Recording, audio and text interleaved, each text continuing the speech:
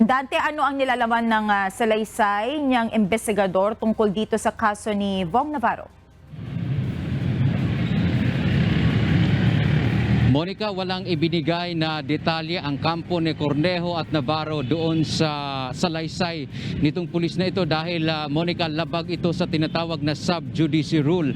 Bawal na kasing pag-usapan sa publiko ang merito ng kaso habang ang kaso ay nasa jurisdiction na ng ating korte. Pero sa impormasyon na ating nakuha, isa ito, Monica, sa mga police investigator na on duty dyan sa Southern Police District kung kailan dinala ni na Cedric Lee at Denise Cornejo itong si Vong Navarro noong January 22, 2014 at kinilala nga itong pulis na ito na si Police Master Sergeant Lori Laurento.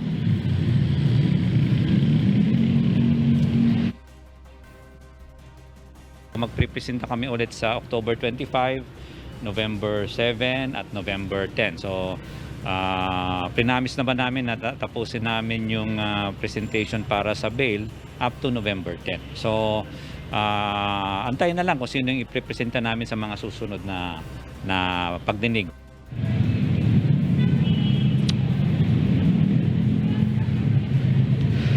Monica, isinagawa nga ng Taguig Regional Trial Court Branch 69 ang ikalawang pagdinig sa hiling o petisyon ng aktor na si Vong Navarro na makapagpiyansa at makalaya.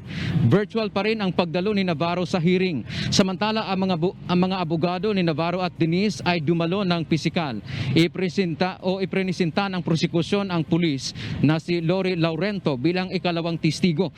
Noong unang pagdinig, Monica, ay ang negosyanteng si Cedric Lee ang unang naging testigo. Ayon sa abogado ni Cornejo na si Attorney Howard Calleja, may tatlo pa silang ipipresentang witnesses sa mga susunod na pagdinig. At isa na nga rito si Denise Cornejo at inaasahang haharap ito sa susunod na buwan o sa Nobyembre.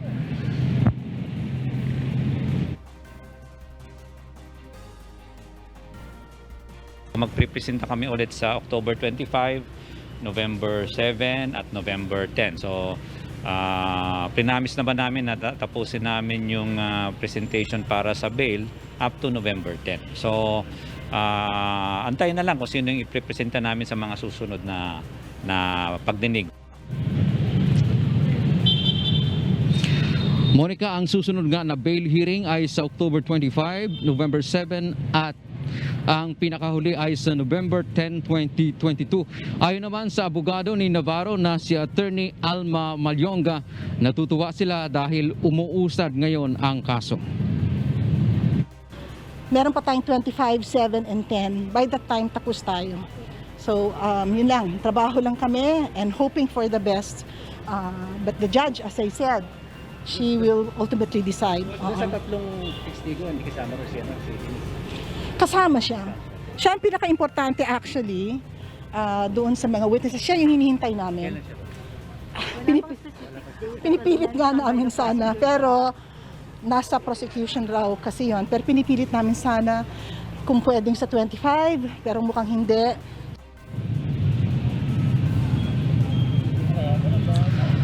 Monica, batay nga doon sa naging pahayag kanina ng abogado ni Vong Navarro na si Attorney Alma Malyonga, ang kanilang nga sanang hiling sa prosekusyon ay iharap na itong si Denise Cornejo na testigo sa darating na pagdinig sa October 25, araw ng Martes.